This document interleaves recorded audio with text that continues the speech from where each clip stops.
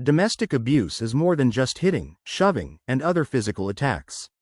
It's a pattern of controlling behaviors. The goal always is to get and keep power over an intimate partner. You may not realize you're in an abusive relationship, not even if you're the abuser. Abuse can happen to anyone, anywhere. It happens to married, unmarried, and same-sex couples. Abusers and their partners can be rich or poor, and come from any race and ethnicity. Men can abuse women. Women can abuse men. You may think the troubles in your relationship are no big deal. Your partner slaps you only during huge fights, or insults you only after a bad day at work. It all counts as domestic abuse, and chances are it will only get worse as time passes. Types. Domestic abuse is any behavior that scares, intimidates, humiliates, isolates, and controls another person. This can happen in any type of relationship. It can affect married, engaged, dating, straight, LGBTQ+, young, or old people. People in all religions, socioeconomic backgrounds, and education levels can be in an abusive relationship. Physical violence. The abuser may hit, grab hair, shove, bite, force drugs or alcohol, deny medical care, sexual abuse. It's a type of physical abuse. Anytime you feel forced into any sexual act you don't want, because you're not in the mood or for any other reason, that's sexual abuse. Emotional or psychological abuse. This can be verbal or nonverbal. The aim is to lower your sense of self-worth and chip away your independence. Your partner may call you names or yell at you, shame you, blame you, constantly criticize, damage your relationship with others and isolate you, threaten to hurt you, themselves, or others, hurt your pets, children, or destroy property. Economic abuse. This isn't about one person managing the household finances. It's when the abuser keeps their partner financially dependent by controlling the money. They also may not allow you to have a job or attend school. Abuse in certain groups. Many abusers act alike, but sometimes the abuse can take specific forms. LGBTQ people. Abusers may go after their partner's sexual identity. They may threaten to out their partners or accuse them of not really being gay, bi, or trans, which can not only demean the abused person but also isolate them from the community. Immigrants.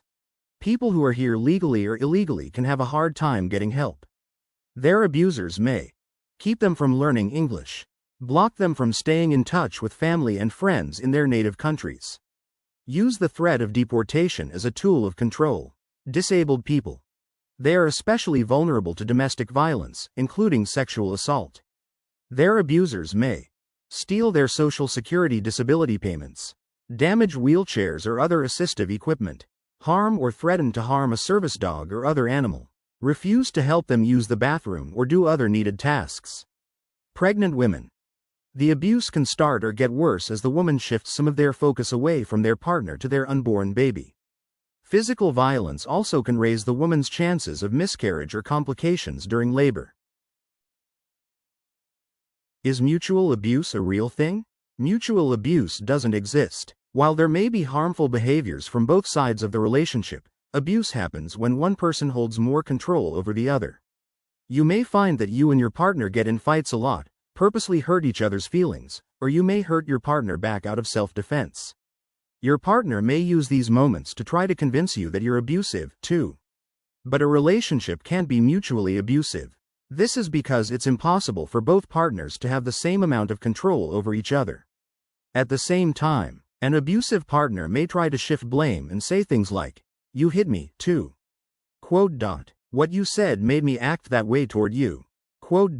You started this.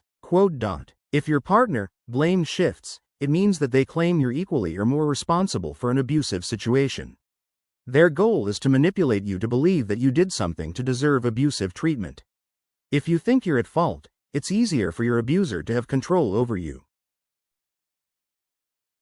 It's important to remember that self-defense and violent resistance are different from abuse. If you've yelled at, argued with, or used physical force against your partner to protect yourself, this is not abuse. Over time, abuse can lead to low self-esteem, low self-worth, emotional stress, post-traumatic stress disorder, You may feel the need to get violent or yell back at your partner when you feel your safety is at risk.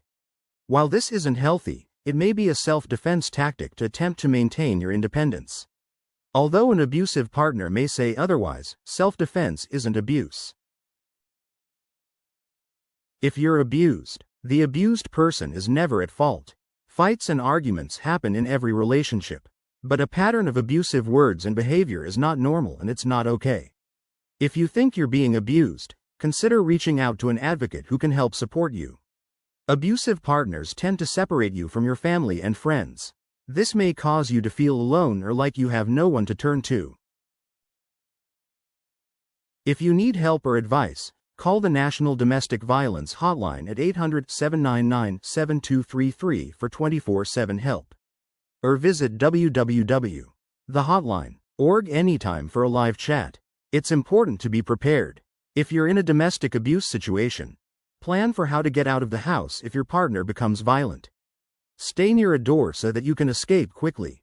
Pack a suitcase of essential clothing, medications, important documents, money, keys, emergency phone numbers, or other things.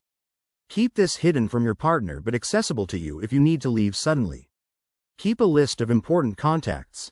Tell trusted neighbors about the abuse and ask them to stop by, call your home, or call a third party if they hear noise from your home. If you have children, chat with them about how they can keep themselves safe, too.